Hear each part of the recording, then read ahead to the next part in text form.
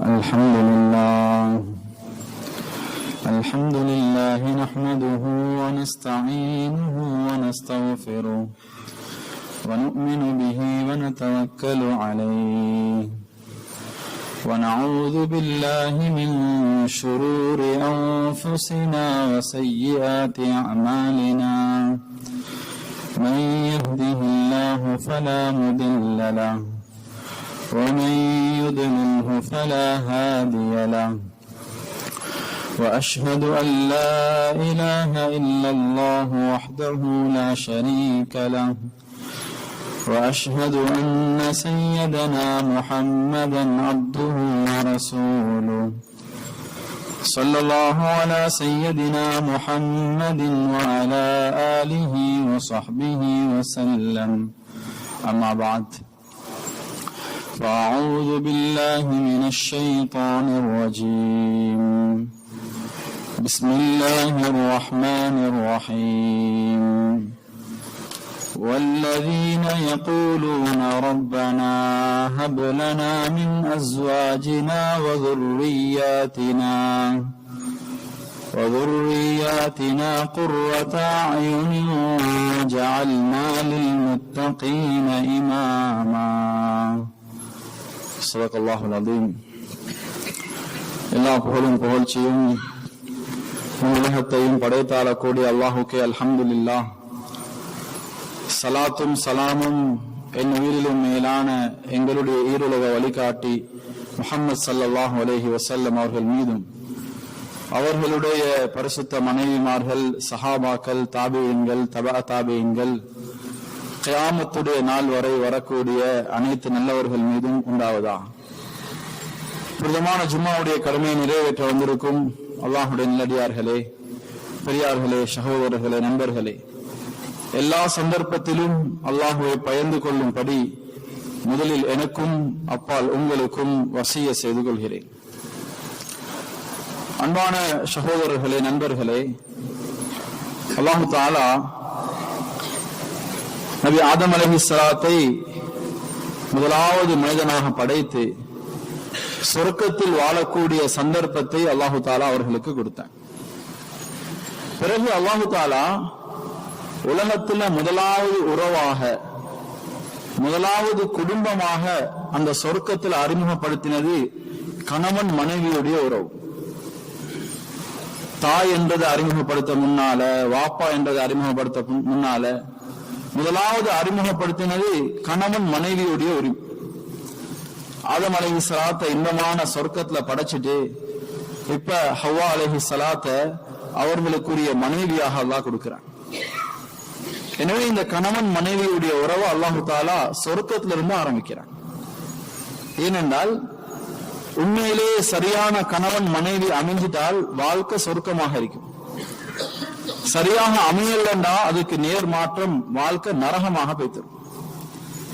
அன்பான சகோதரர்களே, இந்த உறவுல உலகத்துல ஆக பெரிய சாதனையை செஞ்சவங்க தான் முஹம்மது ஸல்லல்லாஹு அலைஹி வஸல்லம். மனிதனாக பிறந்த ஒவ்வொருத்தரும் திருமணம் முடிக்கணும், குழந்தைகளை பெற்றுக்கொள்ளணும், மூத்து வரைக்கும் வாழ வேணும்.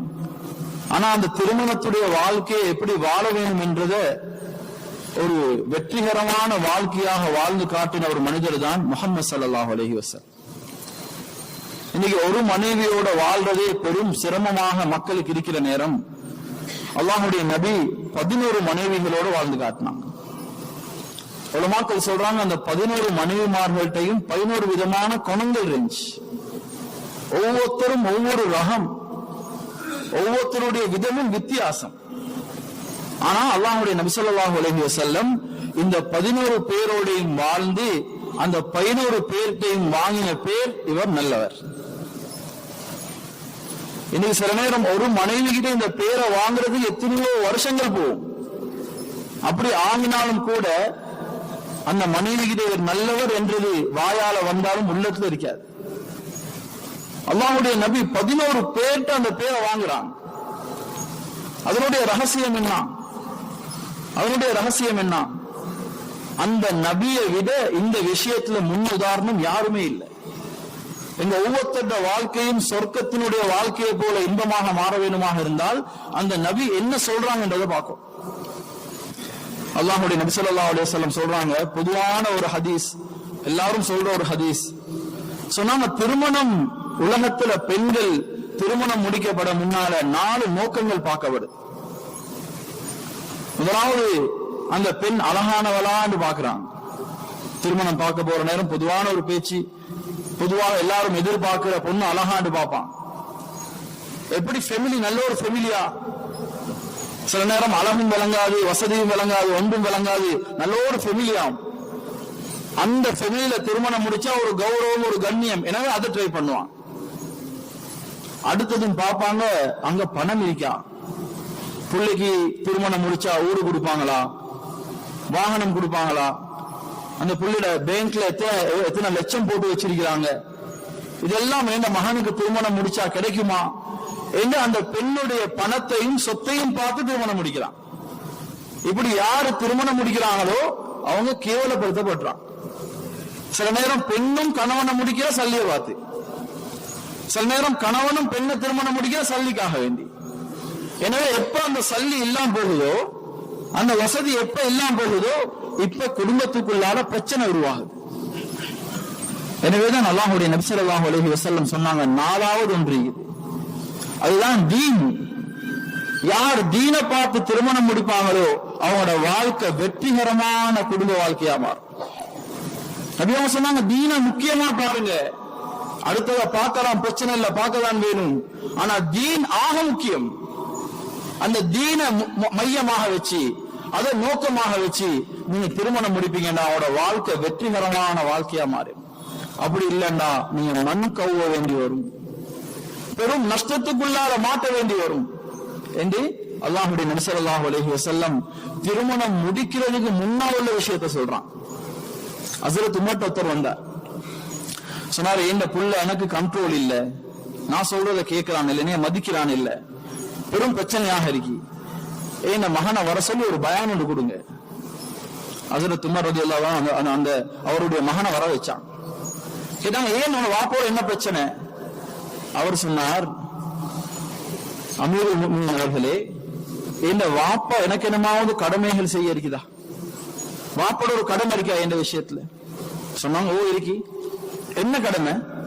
உனக்கு சரியான ஒரு தாயை உன்ட வாப்பா உனக்கு செலக்ட் பண்ணிக்கும். திருமணம் முடிக்க முன்னால அதிகமானவங்க யோசிக்கிற அழகு, இவருக்கு தேவை அழகு, ஆனா அவர்கிட்ட பிள்ளைக்கு உண்மை அழகா இருக்கணும் என்றது தேவையில்லை. அந்த புள்ள சிறந்த ஒரு பிள்ளையாக வரணுமாக இருந்தா அந்த பிள்ளைக்கு தேவை உண்மை ஒரு தீன்தாரியாக இருக்கிறது. இப்ப அந்த வாலிபர் சொல்றாரு, இந்த தாய் சரியில்லை, என் வாப்பா எனக்கு சரியான ஒரு தாயை செலக்ட் பண்ணல, திருமணம் முடிக்கிறது, அதுக்கு பிறகு குழந்தை கிடைக்கிறது எவ்வளவு ஒரு தூரம், அதுக்கு முன்னாலே யோசிக்கணும், இந்த பிள்ளைக்கு இந்த பெண் தகுதியானவளா என்றது அல்லாஹ்வுடைய நபி ஸல்லல்லாஹு அலைஹி வஸல்லம் ஹதீஸின் மூலமாக சொன்னாங்க. உங்களோட குழந்தையை சுமக்கக்கூடிய அந்த பெண் யார் என்றதை தேர்ந்தெடுங்க, அதுக்கு சரியான ஒரு பெண்ணை நீங்க தேர்ந்தெடுங்க. அன்பான சகோதரர்களே, திருமணத்துக்கு முன்னால அல்லாஹ்வுடைய நபி வழிகாட்டுறாங்க, உங்களோட வாழ்க்கை சந்தோஷமான நிம்மதியான வாழ்க்கையாக இருக்க வேண்டும் என்றால் உங்களோட மனைவி தீனுள்ளவரான்னு பாரு, அந்த மனைவி கிட்ட தீன் இருக்குதான்னு பாரு. அப்படி இருந்தால் உங்களோட வாழ்க்கை சந்தோஷமான வாழ்க்கையாக இருக்கும் என்று அல்லாஹ்வுடைய நபி ஸல்லல்லாஹு அலைஹி வஸல்லம் எங்களுக்கு சொல்லி தரான். பிறகு ஒரு முக்கியமான விஷயம் சொன்னாங்க, அவ்வளோ தீனோடையும் அவ்வளோ மார்க்கத்தையும் பார்த்து ஒரு பெண்ணை நீங்க திருமணம் முடிக்கிறீங்க, பல எதிர்பார்ப்புகளோட திருமணம் முடிக்கிறீங்க. இந்த மனைவி இப்படி இருக்கணும், அப்படி இருக்கணும், எனக்கு இவ்வளவு ஹிதுமத் செய்யணும், இவ்வளவு இறக்கமா இருக்கணும், இவ்வளவு பாசமா இருக்கணும், நான் சொல்லணும்னுக்கு என் வேலைகளை செய்யணும், என் உண்மையாப்பது ஹிதுமத் செய்யணும், வாரவங்களோட சந்தோஷமா பேசணும், குடும்பத்தில் உள்ள பெண்கள் சொல்லணும் அவங்களுக்கு பாக்கியமான ஒரு பொண்டாட்டி கிடைச்சிருக்கு என்ற பெரிய எதிர்பார்ப்புகளோட திருமணத்துக்குள்ள போறோம். அல்லாஹ்வுடைய நபி ஸல்லல்லாஹு அலைஹி வஸல்லம் எங்களுக்கு ஒரு முக்கியமான ஒரு விஷயம் சொல்றான். சொன்னாங்க, இந்த பெண்கள் யாருன்னா நாகிசாத்து அக்ல் வ நாகிசாத்து தீன். இந்த பெண்கள் புத்தில நீங்க நினைக்கிற மாதிரி பெரிய அறிவாளிகள் இல்லை, இவங்க இவங்க புத்தி குறைபாடோடு இருக்கிறோம். அதே போல இவங்க தீன்லையும் ஒரு ஏதோ ஒரு குறைபாடு ஒன்று இவங்கள்ட்ட இருக்குது. தீன்லையும் குறைபாடு இருக்குது, அறிவுலையும் குறைபாடு இருக்குது. அதோட சொன்னாங்க இவங்களுக்கு உதாரணம் என்னன்னா வளைஞ்சிருக்கிற எலும்ப போல. எப்பயுமே ஒரு வளைவு இவங்கள்ட்ட இருக்கும். அதை நீங்க திடீரென்று நேராக்க போனா உடைஞ்சிரும். அப்படி இல்ல அது போ சரிவரும் என்று விட்டுட்டீங்கன்னா அந்த வளைவு அப்படியே இருக்கும் என்று சொன்னான். அப்ப என்னதை சொல்றாங்க, எவ்வளவு மார்க்கத்தோட தீனோட உள்ள ஒரு பெண்ணை செலக்ட் பண்ணினாலும் அந்த பெண் கிட்டையும் நிறைய குறைகள் இருக்கும், நிறைய பலகீனங்கள் இருக்கும். நாங்க எதிர்பார்க்காத நிறைய விஷயங்கள் அவகிட்ட தவறாக இருக்கும். இப்ப கணவனை பார்த்து குர்ஆன் என்ன சொல்லுது? கணவன் என்ன பொறுப்பு சொல்லுது? அர்-ரிஜாலு கவ்வாமூன அலன் நிசா. அந்த பலகீனமான பெண்கள், அறிவுல குறைஞ்சவங்க, தீன்ல குறைஞ்சவங்க, மார்க்கத்துல குறைஞ்சவங்க, இவங்களை நிர்வகிக்க கூடிய அந்த திறமைய நாங்க ஆண்களோட கையில கொடுத்துக்கிறோம். அர்-ரிஜாலு கவ்வாமூன அலன் நிசா. பெண்கள் எப்பயுமே பலகீனமானவங்க, குறையோட உள்ளவங்க. ஆனா ஆண்கள் அப்படி இருக்கலாம். ஆண்கள் நல்ல தைரியசாலிகள், நல்ல திறனாளிகள், நல்ல நிர்வாக தன்மை உள்ளவர்கள். எனவே அந்த பலகீனமான பெண்ணை இவர் கபில்து நிகாஹா என்று அந்த பெண்ணை கைப்பிடிக்கிற நேரம் அந்த பெண்ணுடைய முழு பொறுப்பையும் இவர் எடுக்கிறார். இவர்கிட்ட திறன் இருக்குது, அந்த பலகீனமான பெண்ணை இவர் கைப்பிடிக்கிறார். இப்ப இவரை பார்த்து குர்ஆன் சொல்லுது வஆஷிரூஹுன்ன பில் மாரூஃப். அந்த பலகீனமான பெண்ணை நீங்க மிச்சம் கண்ணியமாக நடத்துங்க, அந்த பெண்ணோட சங்கியாக நடந்துக்கோங்க, அந்த பெண்ணோட நல்ல முறையில பேசுங்க, அந்த பெண்ணை மதிச்சு நடந்துக்கோங்க, அவங்களோட உணர்வுகளுக்கும் நீங்க மதிப்பு கொடுங்கன்னு மார்க்கம் சொல்லு. அன்பான சகோதரர்களே, நண்பர்களே, அல்லாஹ்வுடைய நபி ஸல்லல்லாஹு அலைஹி வஸல்லம் அவர்களுடைய வாழ்க்கை வெற்றிகரமான வாழ்க்கையாக மாறுறதுக்கு அல்லாஹ்வுடைய நபி இதை 100க்கு 100 விளங்கினான். நான் ஒரு பொறுப்புதாரி, இந்த மனைவி ஒரு பலகீனமானவள், புத்திலையும் குறவு, தீன்லையும் குறவு என்ற ஒரு விஷயத்தை அல்லாஹ்வுடைய நபி ஸல்லல்லாஹு அலைஹி வஸல்லம் விளங்கினான். எனவேதான் அவனோட வாழ்க்கையுடைய எல்லா கட்டங்களும் ஆச்சரியமாக இருந்துச்சு. சஹாபாக்கள் சொல்றாங்க, நபி ஸல்லல்லாஹு அலைஹி வஸல்லம் மனைவிமாருக்கு அந்த அளவுக்கு முக்கியத்துவம் கொடுப்பான். இன்னைக்கு சில நேரம் எங்களோட ஆட்கள் செய்யற ஆகப்பெரிய தவறு, அவங்களுடைய நிறைய பேரை செலக்ட் பண்ணி நிறைய பேருக்கு முக்கியத்துவம் கொடுத்து கடைசி இடத்துல தான் மனைவியை வச்சுக்கிறேன். நபியும் அப்படி இல்லை, அவனோட 1வது தெரிவே மனைவி மாறுதான். ஒரு சஹாபி வந்தார், எல்லா சஹாபாக்களோட நபியும் வச்சு அஹ்லாக்கா நடப்பான். அந்த சஹாபி வந்து சொன்னார், யா ரசூலுல்லாஹ், அம்ர் இப்னு ஆஸ் ரலியல்லாஹு அன்ஹு, உங்களுக்கு ஆட்கள் ஆக விருப்பமானது யாரு? நீங்க யாரோட ஆக இறக்கம் என்று கேட்டான். நபி அவங்க அபூபக்கர் என்று சொல்லல. நபி அவங்க சொன்னாங்க, நான் மனுஷன்ல ஆக இறக்கம் என் வைஃப் ஆயிஷாவுடன் சொன்னாங்க, என்ன மனைவி ஆயிஷாவுடன் சொன்னாங்க. யார சொல்ல அதை கேட்கல, ஆம்பளைகள்ல யார் இறக்கம் என்று கேட்கிறேன். அவ 1வது செலக்ஷனே நபியோட மனைவி தான். எந்த அளவுக்கு பாசமாக இருந்தாங்கன்னா, சில நேரம் முதல்ல ஆயிஷா தண்ணியை குடிச்சிட்டு கோப்பையை வச்சா நபியாவும் தேடுவான். யார சொல்ல என்ன தேடுறீங்க? இல்ல ஆயிஷா, நீங்க எந்த இடத்தால வாய் வச்சு குடிச்சீங்க அதே இடத்துல நான் குடிக்க போறேன். அன்பான சகோதரர்களே, நீ நிறைய பேர் நினைக்கிற கல்யாணம் என்றது மார்க்கத்துக்கு வெளியே உள்ள விஷயம்.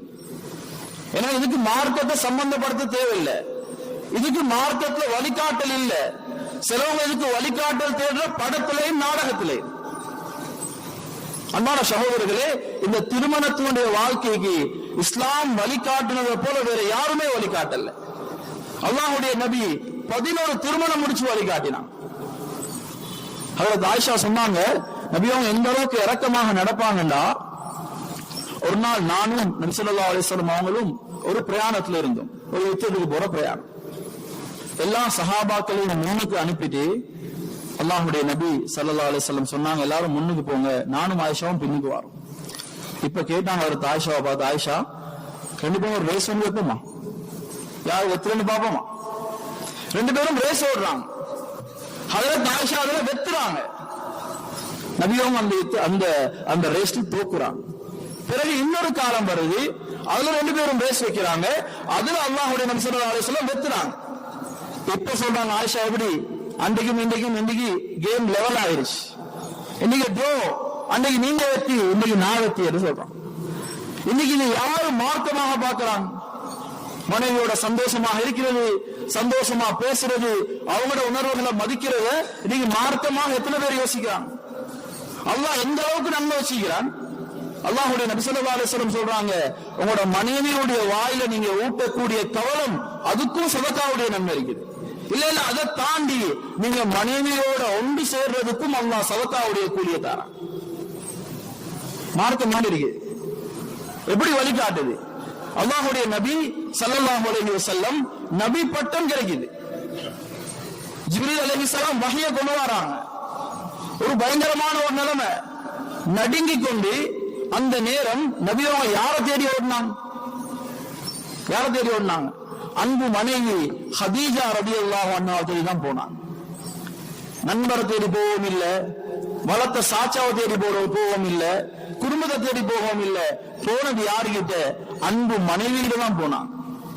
நபி பட்டத்தை எடுத்துக்கொண்டு அவங்கள்ட்ட தான் போனாங்க. கடைசி வஃபாத்துடைய நேரம், கடைசி மூச்சுகளை அல்லாஹ்வுடைய நபி ஸல்லல்லாஹு அலைஹி வஸல்லம் விட்டுக் கொண்டிருக்கிறாங்க. இப்ப என்ன யோசிச்சாங்க? அப்படியே கடைசி நேரம், முழு உலகத்துக்கும் ஆகப்பெரிய வழிகாட்டி, எல்லாருடையும் ஆகப்பெரிய முன்னுதாரணம், சரியா இருந்தா எங்க போய்த்து மௌத்தாகணும்? காபத்துல்லாவுக்கு முன்னால, ஹஜ்ருல் அஸ்வதுக்கு முன்னால, அந்த இடத்துல இருந்து மௌத்தா போறது இல்லையா பாக்கியம்?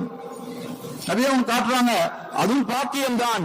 ஆனா உண்மையான ஒரு கணவன் மனைவிக்கு கொடுக்கக்கூடிய ஆகப்பெரிய கிஃப்ட் அந்த மனைவியுடைய பொருத்தத்தோட மௌத்தா போறது. ஹஜ்ரத் ஆயிஷாவுடைய மடியில ஹஜ்ரத் ஆயிஷா பெருமையாக சொல்றாங்க, நபியவங்க கடைசியாக அவங்களோட எச்சோட கலந்தது ஏண்ட எச்சு தான் என்று சொல்றாங்க.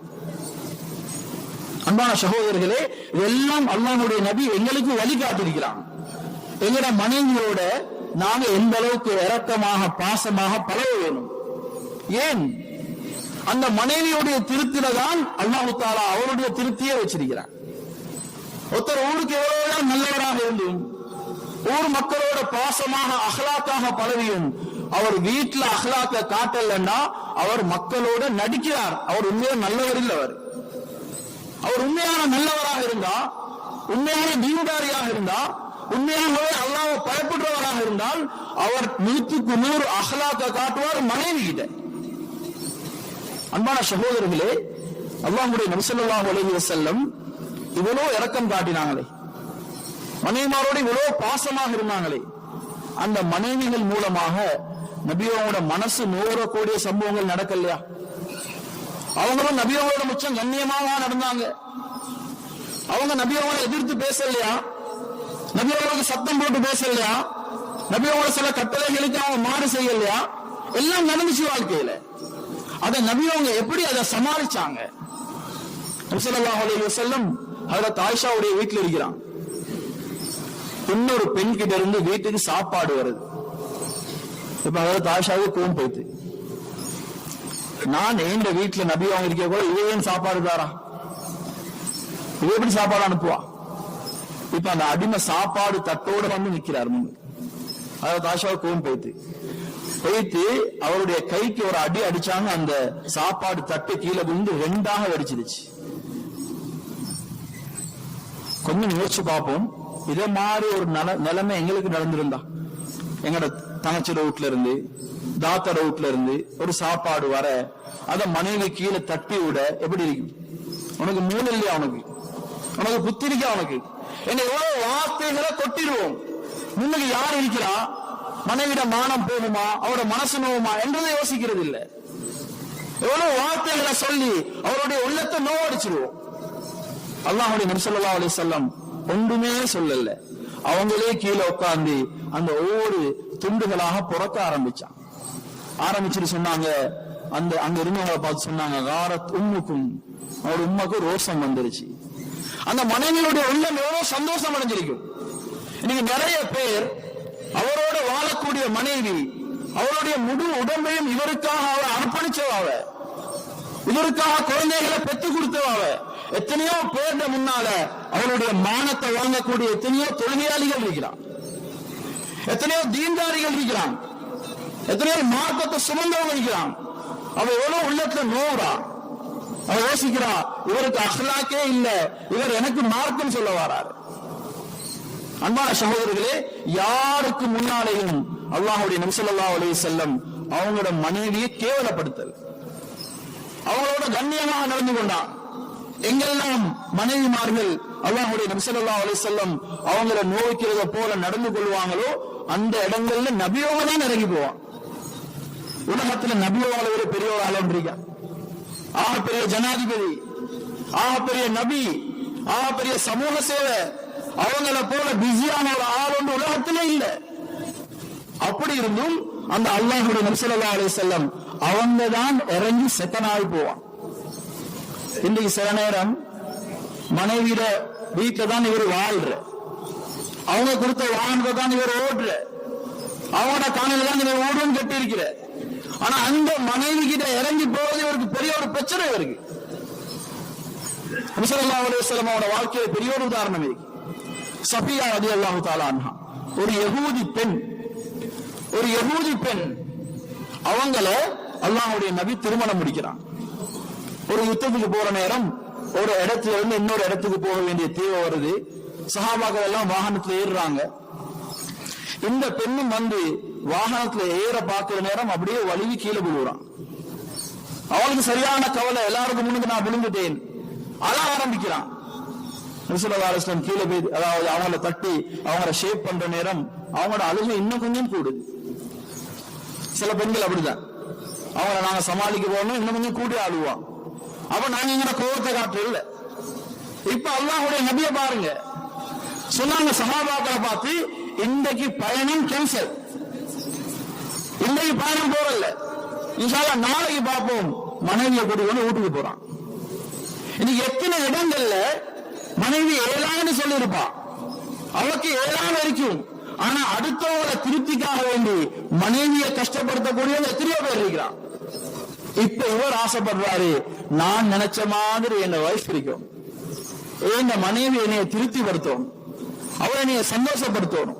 ஆனா எல்லா கட்டங்களையும் இவர் நிரூபிச்சிருக்கிறார், என் மனைவியை விட எனக்கு இத்தனை பேர் முக்கியம் என்பதை இவர் நிரூபிச்சிருக்கிறார். சஹாபாக்கள் எல்லாரும் பெரிய ஒரு பாடத்தை படிக்கிறான். நபி எந்த அளவுக்கு மனைவிக்கு முக்கியத்துவம் கொடுக்கிறான். அடுத்த நாள் பிரயாணத்துக்காக எல்லாரும் தயாராக இருக்கிறான். சஹாபாக்களும் வந்து வாகனங்கள் ஏறுறாங்க. சஃபியா ரலியல்லாஹு அன்ஹா வாராங்க. இவங்க எப்படி திரும்ப இன்றைக்கு ஏற போறாங்கன்றது எல்லாரும் பார்த்து கொண்டிருக்கிறாங்க.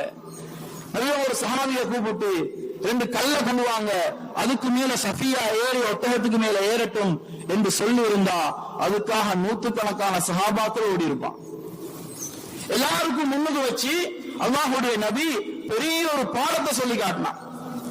நபி அவங்க 2 காலையும் வச்சு ஊண்டி உட்கார்ந்து சொல்றாங்க, அப்சா சஃபியா இந்த காலுக்கு மேல உங்களோட காலை வச்சு ஏறுங்கன்னு சொல்றான்.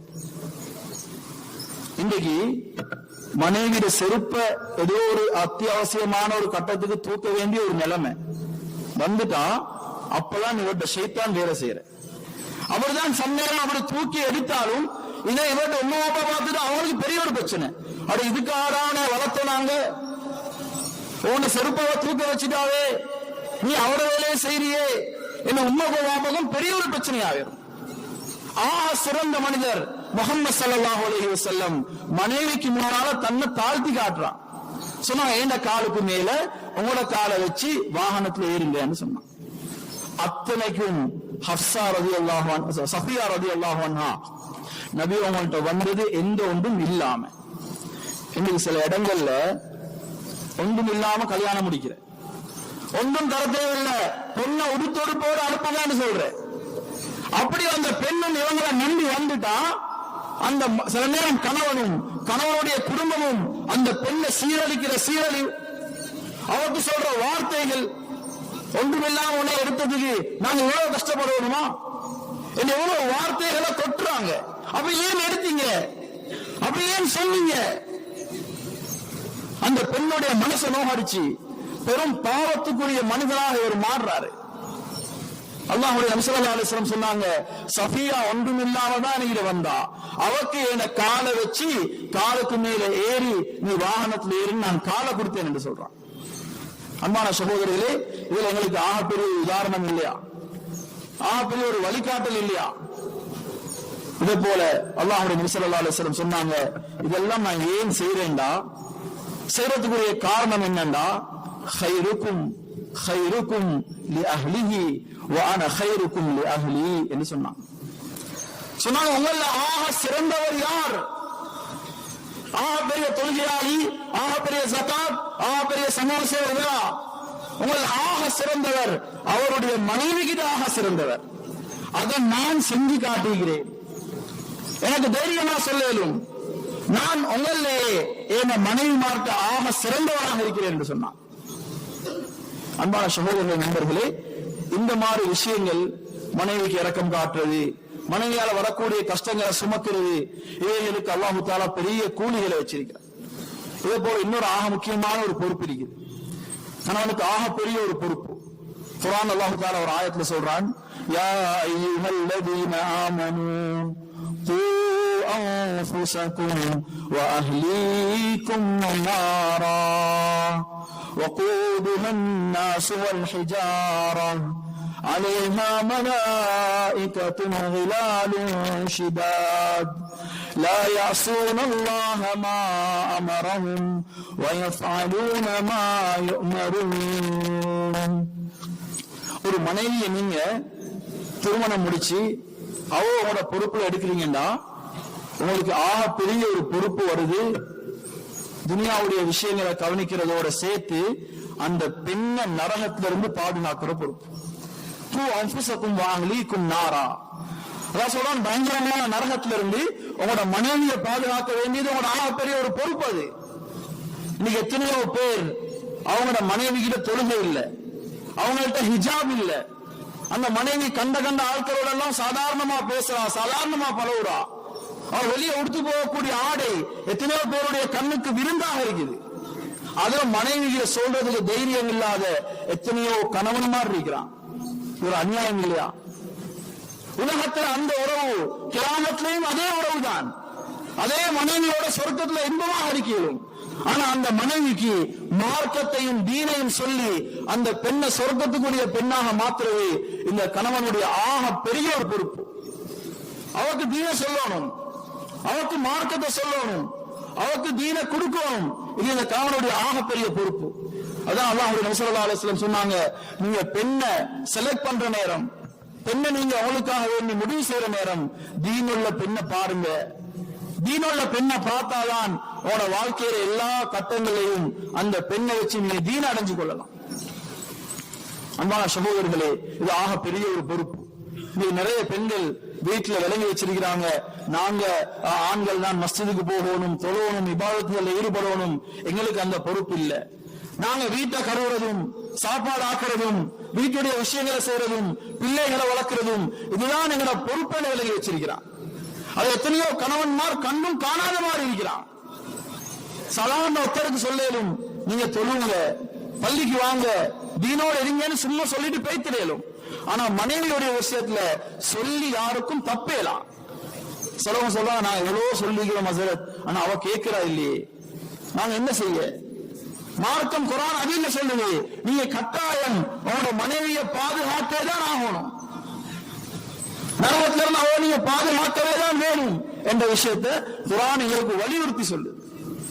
அன்பான சகோதரர்களே, ஒரு சஹாபி வந்து நபி ஸல்லல்லாஹு அலைஹி வஸல்லம் அவர்கிட்ட கேட்கிறார், யா ரசூலுல்லாஹ், ஒரு கணவன் ஒரு மனைவிக்கு செய்ய வேண்டிய ஆக முக்கியமான கடமை என்னன்னு கேட்கிறார். அந்த சஹாபியை பார்த்து சொன்னாங்க, ஆக முக்கியமான கடமை குர்ஆன் சொல்லுது உண்டு, அவ நரகத்துல இருந்து பாதுகாக்கும். அதே போல துனியால வாழ்ற நேரம் ஒரு கணவன் மனைவிக்கு செய்ய வேண்டிய ஆக முக்கியமான கடமை, இவர் எந்த சாப்பாடை சாப்பிடுறாரோ அதே சாப்பாடு அந்த பெண்ணுக்கும் சாப்பிட கொடுக்கும். இவர் ஆடை அணிகிறார், அதே போன்ற பொறுமதியான ஆடை அந்த பெண்ணுக்கும் கொடுக்கும். அத போல சொன்னாங்க அல்லாஹ்வுடைய நபி ஸல்லல்லாஹு அலைஹி வஸல்லம், அந்த பெண்ணுடைய முகத்துல யாரும் அடிச்சிடாதீங்க, அந்த பெண்ணை யாருக்கும் முன்னால கேவலப்படுத்திடாதீங்க. அதே போல சொன்னாங்க, உங்களோட பெண்களை நீங்க கொஞ்சம் வெறுக்கிறதாக இருந்தால் வீட்டுக்கே தவிர உங்களோட பெண்களை நீங்க வெறுத்துறவானம் என்று சொன்னான். அன்பான சகோதரர்களே, இன்னைக்கு ஆக முக்கியமாக ஞாபகப்படுத்த வேண்டிய ஒரு விஷயம் என்னன்னா, நிறைய பேர் மனைவிமாருக்கு அடிக்கிறதுக்கும் ஏசுறதுக்கும் காரணம் என்னன்னா, அவகிட்ட தொழுகை இல்ல, அவ மார்க்கத்தோட இருக்கிறா இல்ல, அவகிட்ட ஹிஜாப் இல்ல என்றதுனால யாரும் ஏசுறதும் இல்லை, யாரும் அதுக்காக அடிச்சதும் இல்லை, அதுக்காக யாரும் மனைவியை திட்டுறதும் இல்லை. ஆனா இன்னைக்கு மனைவி எல்லாரும் ஏசுறதும் அடிக்கிறதும் அவளை நோய்க்கிறதுக்குரிய காரணம் என்னன்னா, அவட கடமைக்கு உட்படாத விஷயங்கள் அவ செய்யாததுனால. மார்க்கத்துல எங்கேயும் சொல்லில்ல எங்களை ஆடைகளை மனைவிமார்தான் கழுவி தர வேண்டும் என்று சொல்லி. எங்களுக்கு சாப்பாடு ஆக்கிதாரது கூட மனைவியுடைய பொறுப்பு இல்லை, வீர கூட்டுறது கூட மனைவியுடைய பொறுப்பு இல்லை. இன்னைக்கு சாப்பாடு கொஞ்சம் சரியில்லைன்னா மனைவிக்கு அடிக்கக்கூடிய எத்தனையோ சீதேவிகள் இருக்கிறான், எத்தனையோ ஏசக்கூடியவங்க இருக்கிறான், அவரோட மானத்தை வாங்கக்கூடியவங்க இருக்கிறான், அவங்களோட குடும்பம் வந்திருப்பாங்க, அவங்களுக்கு முன்னால் அந்த பெண்ணை நோடிக்கக்கூடியவங்க இருக்கிறான். அன்பான சகோதரர்களே, அவரோட கடமைக்கு உட்பட்ட விஷயம் இல்லை இது.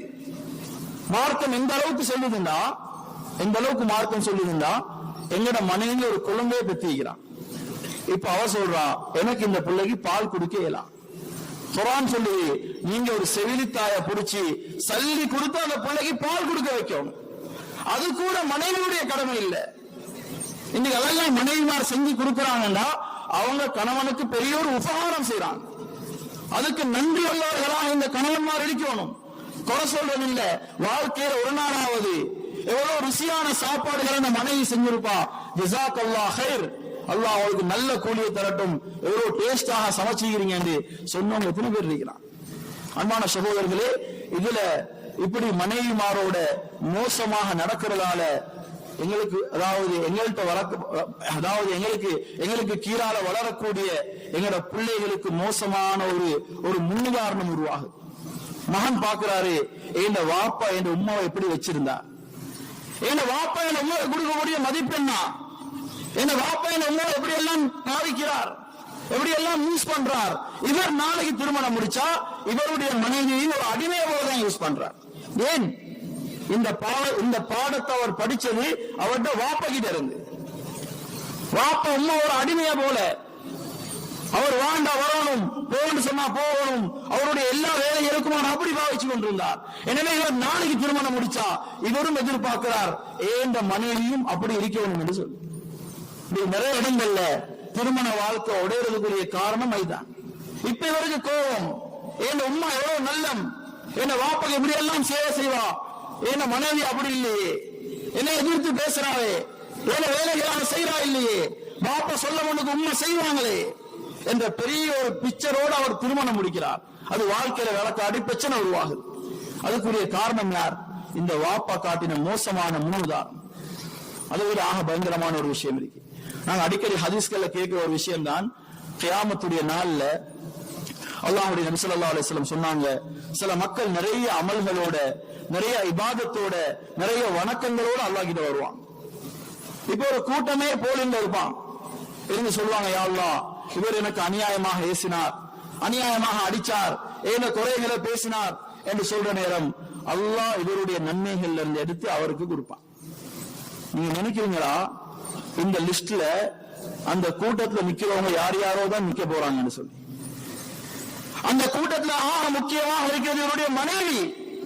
அவன் நிப்பா, யா அல்லாஹ், நான் இவருக்கு கடமை இல்லாத ஒரு விஷயத்தை செய்யல என்று இவர் எனக்கு கேவலமாக பேசினார், என்ன உம்மாவை எடுத்து எனக்கு பேசினார், என்ன வாப்பாவை வச்சு எனக்கு பேசினார், எனக்கு இவரை நோ அடிச்சிருக்கிறார் என்ற அந்த லிஸ்ட்ல மனைவிதான் இருப்பா. அவர கடமைக்கு உட்படாத விஷயங்களை இவர் எப்படி கேவலப்படுத்தி செய்ய சொல்லலாம்? எனக்கு அன்பான சகோதரர்களே, நாளைக்கு அதே மனைவியால இவர் நரகம் போறதுக்கு காரணமாக இருக்கு.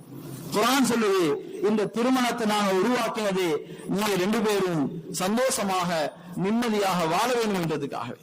லிதஸ்குனு இலைஹா, அவரால் உங்களுக்கு சந்தோஷம் கிடைக்கணும், உங்களோட வாழ்க்கையில நிம்மதி கிடைக்கணும் என்பதற்காக தான் கணவன் மனைவியுடைய உறவே நாங்கள் உருவாக்கிக்கிறோம். அன்பான சகோதரர்களே, இது போல ஆக முக்கியமான ஒரு விஷயம் சமூகத்துல இன்னைக்கு எல்லா இடங்களிலும் பேசப்பட்ட ஒரு விஷயம், இந்த கணவன்மார் மனைவிமார மதிக்கிறாங்க இல்ல, அவங்களுக்கு நேரம் கொடுக்கறாங்க இல்ல. வீட்டுல வந்து போன்ல எவ்வளவு நேரம் வேற யாரோடயோ பேசிக்கிட்டு இருக்கிறார். சிரிச்சு சிரிச்சு சந்தோஷமா பேசுறா. அந்த இடத்துல இருந்து மனைவி ஏக்கமா பார்த்து கொண்டிருக்கிறாங்க. அது எத்தனை அவர் யாரோடயோ பேசி கொண்டிருக்கிறார், பக்கத்துல நான் இருக்கிறேன், என்னையோட 5 நிமிஷம் அவர் பேசுறார் இல்லை. சில நேரம் மனைவி முக்கியமான விஷயங்களை சொல்லுவா, ஒரு போனை நோண்டி நோண்டி சொல்லுங்க சொல்லுங்கன்னு சொல்லிட்டு இருப்பார். சில நேரம் அந்த மனைவி பாவம் செய்யறதுக்கு இவரே ஒரு காரணமாக மாறுறார். மனைவி கணவனோட பேசுறா, கணவன் அன்பு எதிர்பார்க்கிறா, அவரோட சந்தோஷமா இருக்கணும்னு யோசிக்கிறா. ஆனா வீட்டுக்கு வந்து அது நடக்குதே இல்லை. இப்ப இவட கஷ்டத்தை சொல்ல, இவட துன்பத்தை சொல்ல, இவட பிரச்சனையை சொல்ல இன்னொரு ஆணை போன்ல அவ தேடுறான். அவட நிம்மதியாக இருக்கிறதுக்கு வாட்ஸ்அப்ல ஆளை தேடுறான், பேஸ்புக்ல ஆளை தேடுறான். வீட்டுக்கு வேலை செய்யற ஆளவட்ட இவட்ட பிரச்சனையை சொல்லி அவர் மூலமாக அவர் நிம்மதி அடைகிறான். அல்லாஹ்வுடைய நபி ஸல்லல்லாஹு அலைஹி வஸல்லம் நான் ஆரம்பத்தில் சொன்னது போல அவங்களை விட பிஸியான ஆட்கள் யாருமே இல்லை. ஒரு நாள் ராவ் வீட்டுக்கு வராங்க. வந்த நேரம் ஆயிஷா ரலியல்லாஹு அன்ஹா ஹதீஸோ தஃப்சீரோ முக்கியமான மார்க்க விஷயங்களோ பேசல, கதை சொல்றான். 11 பெண்களுடைய கதையை சொல்றான். நபி ஸல்லல்லாஹு அலைஹி வஸல்லம் வேற எந்த சிந்தனையிலும் இருக்கல, அந்த கதையை அப்படியே கேட்டுக்கொண்டிருக்கிறான். ஹதீஸ் அபீ ஸரா உம்மு ஸரா என்பது பிரபலமான ஒரு ஹதீஸ். கடைசி 11வது பெண், அந்த பெண்ணுடைய சம்பவம் தான் விரிவான ஒரு சம்பவம். நபியும் அந்த சம்பவத்தை கேட்டு சொல்றாங்க, ஆயிஷா அந்த ஹதீஸ்ல நீங்க சொன்ன சம்பவத்துல மாதிரி அந்த அபூ ஸரா மாதிரி நான் அவளோட இரக்கமா இருக்கிறேன் என்று சொன்னான். அவ்வளவு பிஸியான ஒரு ஆள். குர்ஆன ஹதீஸ விஞ்ஞானத்தை எவ்வளவு முக்கியமான விஷயங்களை பேசுறவர் அந்த மனைவியுடைய கதையை கேட்டுக்கிட்டு இருக்கிறான். அன்பான சகோதரர்களே, அல்லாஹ்வுடைய நபி ஸல்லல்லாஹு அலைஹி வஸல்லம் எங்களுக்கு வழி காட்டுறாங்க. உங்களோட மனைவிக்கு நீங்க நேரம் கொடுக்கணும், அவங்களோட நீங்க முக்கியத்துவம் கொடுத்து அவங்களோட பேசணும். அடுத்த எல்லாத்த பேச்சுக்கும் முக்கியத்துவம் கொடுக்குறீங்க, போன்ல சிரிச்சு சிரிச்சு பேசுறீங்க. ஆனா மனைவி பேசுறா மட்டும் ஏன் அவசரமாக மூஞ்சில பாஞ்சு கட் பண்றீங்க? இது ஒரு அநியாயம் இல்லையா? அவள் எல்லாரையும் விட்டுட்டு கணவனை நம்பி இந்த வீட்டுல வந்து இருக்கிறான். கணவனால அவருக்கு நிம்மதி கிடைக்கலண்டா, அவருக்கு சந்தோஷம் கிடைக்கலண்டா, அவருக்கு ராகத் கிடைக்கலண்டா, அந்த பெண்ணுக்கு இவர் செய்யறது ஆகப்பெரிய ஒரு துரோகம் இல்லையா? எனவே அவர் செய்யக்கூடிய பாவத்துக்கு இவரும் பதில் சொல்ல வேண்டி வரும். எனவே அன்பான சகோதரர்களே, இது ஆக முக்கியமான ஒரு பாடம். அதே போல மார்க்கம் இன்னொரு விஷயத்தையும் சொல்லி இருக்கு. என்னண்டா, கணவனும் மனைவியும் வாழ்ற நேரம் அது நல்லதோ கெட்டதோ அவங்களுக்குள்ளால அவங்க பேசி முடிவு செய்யட்டும். 3வது ஒரு தரப்பு அந்த தரப்போட போனா அங்க பிரச்சனை தான் வரும். மதியான வாழ்க்கையில இது ஆகப்பெரிய ஒரு உதாரணம். ஒரு நாள் வீட்டுக்கு வராங்க. ஹஜ்ரத் ஃபாத்திமாவுடைய வீட்டுல அவங்க கவலையோடு இருக்கிறாங்க. கேட்டாங்க, ஃபாத்திமா என்ன விஷயம், எங்க மருமகன் அலிய காணல? சொன்னா, யா ரசூலுல்லாஹ் எனக்கும் அவருக்கும் இடையில சின்ன ஒரு பிரச்சனை, கோவிச்சு கூட அவர் விட்டு வெளியே போய்த்தார். அவங்க ஒன்றும் சொல்லல. வீட்டை விட்டு வெளியாகி வந்தாங்க. ஒரு ரிவாயத்துல வருது, ஒருத்தரை அனுப்பி பார்த்தாங்க. அவர் சொன்னார் அவர் மஸ்ஜிதில் இருக்கிறார். நபி ஸல்லல்லாஹு அலைஹி வஸல்லம் மஸ்ஜிதுக்கு வராங்க. வந்தா ஹஜ்ரத் அலி மஸ்ஜிதில் தூங்கி கொண்டிருக்கிறான். அவனோட சால்வ கீழே விழுந்து அந்த மண்ணில் அவங்க தூங்கி கொண்டிருக்கிறான். நபி ஸல்லல்லாஹு அலைஹி வஸல்லம் அவரை பார்த்து சொன்னாங்க, யா அபத் துராப், மண்ணில் படுத்திருப்பவரே எழும்பி நில்லுங்க வேண்டாம். மருமகன் எழும்புறாரு. அவனோட மேல இருக்கிற தூசி அப்படியே தட்டுறாங்க. நபி அவங்க மாமா தட்டுறார். தட்டிட்டு, ஏன் நம்மளோட கோவம், உங்களுக்கு என்ன பிரச்சனை, யார நீங்க முடிச்சிருக்கிறீங்க? எத்தனையோ பேர் ஃபாத்திமா பொன் கேட்டு வந்தாங்க, நான் யாருக்கும் கொடுக்காம உங்களுக்கு எதையா கொடுத்தேன், நீங்க இப்படியாப்பட்ட ஒரு வேலை செய்றீங்க. ஒன்றும் பேச நீ சொல்லாத அப்படி சொல்றேன். எத்தனையோ பொன் பேசி வந்துச்சு எனக்கு, நான் போய் உனைய முடிச்சனே. அவங்களுக்கு அவளை முடிக்க இருந்துச்சு, ஏன் நீங்க இவரை முடிச்சீங்க?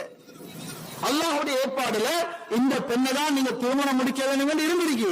அதனாலதான் நீங்க இவரை முடிச்சிருக்கிறீங்க. எனவே நீங்க சொர்க்கம் போக வேணுமா இருந்தால் இவங்களுடைய திருப்தியை நீங்க அடைய வேணும். இப்ப ஹஜ்ரத் அலிய அதனால அப்படியே பேசி வேற ஒரு அட்வைஸும் சொல்லல, அப்படியே கூட்டிட்டு வந்து வீட்டுல விட்டுட்டு போயிட்டான். இதுதான் 3வது தரப்பு செய்ய வேண்டிய வேலை. மாமியோ நீங்க என்ன அப்படி செய்றீங்க, இப்படி செய்றீங்க, நான் ஆள் இல்லாமையா இவங்களுக்கு கொடுத்தோம் என்று பிரச்சனையை 3வது மனுஷன் உள்ளுக்கு போது பேசாக்குறது இல்லை. உண்மையான மாமா மாவியாக இருந்தால் அவங்க செய்ய வேண்டியது 2 பேரையும் சமாதானப்படுத்த வேண்டியது. அன்பான பெரியார்களே, சோதர்களே, இந்த திருமணத்துடைய வாழ்க்கையில மார்க்கம் நிறைய வழிகளை சொல்லி இருக்குது, நிறைய நல்ல விஷயங்கள் எங்களுக்கு வழிகாட்டி இருக்குது. எனவே உலமாக்களை அணுகி வாழ்க்கையில பிரச்சனை இருந்துச்சுண்டா நாங்களே முடிவு செஞ்சு கொள்ள போகாம எங்கட பிரச்சனைகளை சொல்லி அதற்குரிய தீர்வுகளை கேட்போம். அல்லாஹு தாலா எங்கள் எல்லாருடைய பாவங்களை மன்னிப்பானாக. எல்லாருடைய பெற்றோருடைய பாவத்தை மன்னிப்பாயாக, உஸ்தாத்மார்களுடைய பாவத்தை மன்னிப்பாயாக, அவருடைய மனைவி மக்களுடைய பாவத்தை மன்னிப்பாயாக, பூரா முஸ்லிம்களுடைய பாவத்தை மன்னிப்பாயாக.